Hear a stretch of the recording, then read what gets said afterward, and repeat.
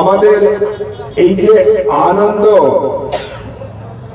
কতটা প্রয়োজন এবং কতটা ক্ষতিকারক এ বিষয়ে একটু আলোচনা করি আসুন। সত্যযুগে যারা মানুষ দেহ পেয়েছিল, 1,00,000 বৎসর পরমায়ু পেয়েছিল, তপস্যা করে সত্যলোকে যেতে পারত। আবার ত্রেতায় যজ্ঞ করে বড়জোর স্বর্গে যেতে পারত। স্বর্গের উপরিতলে মহলোকে যাওয়ার পারমিশন ওই যজ্ঞের ফলে হতো না। আবার ত্রেতা যুগে তো যজ্ঞের ফল দাপরে সেবা পরিচর্যা করে যাদের সেবা পরিচর্যা করবে বড়জোর তার লোকে যেতে পারবে।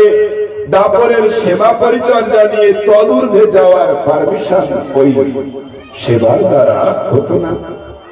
কলিযুগে এদের আয়ু কম, বল কম, ধৈর্য কম, সব দিক দিয়ে পিছিয়ে পড়া দেখে আমার ভগবান তিনি নিজে নাম রূপে আসলেন।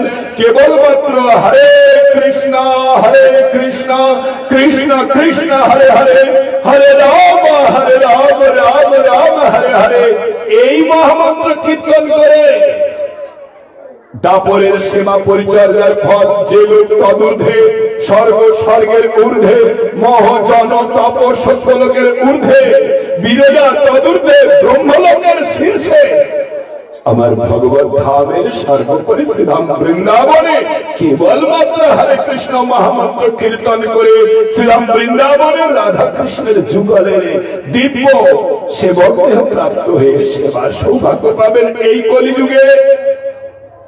তাহলে এই কলিযুগের মানুষের এত বড় একটা সুযোগ, সেই সুযোগটাকে অনন্তকাল দেবে নাকি? না, সেই সুযোগটা একেবারে মেয়াদ বেঁধে দেওয়া হচ্ছে। এই দেহটা কতদিন ব্যবহার করবেন? তাহলে সেই দেহকে পাওয়ার সময়টা, যে সময়টা আপনারা হরে কৃষ্ণ মহামন্ত্র কীর্তন করে নিজেকে উদ্ধার করতে পারতেন, আপনার 21 পুরুষকে উদ্ধার করতে পারতেন, এইরকম সুযোগ যে দেহ দেওয়া হয়েছিল সেটাকে ব্যবহার করার জন্য যেটুকু সময় দেওয়া হয়েছিল তার থেকে 1 ঘন্টা যদি আপনি আনন্দ করে কাটিয়ে দিলেন, ওই সময়টা কি আপনারা জীবনে আর কোনো কালে কোনো জন্মে ফিরে পাবেন? তাহলে আনন্দ দেহের পক্ষে ভালো। আনন্দ করে যে সময়টুকু কাটবে ওটাকে আর ফেরত পাবেন কোনখানে? ওটা কার যাচ্ছে? দেহটা ব্যবহার করার জন্য যেটুকু মেয়াদ বেঁধে দেওয়া হচ্ছে তার মধ্যে প্রত্যেকটা সেকেন্ডে চলে যাচ্ছে। আপনি আনন্দতে সেটা কেটে গেল, আপনি বুঝতে পারলেন না আপনার কত বড় সুযোগ ছিল, সেই আনন্দ করে সেটা আর নষ্ট করে ফেললেন।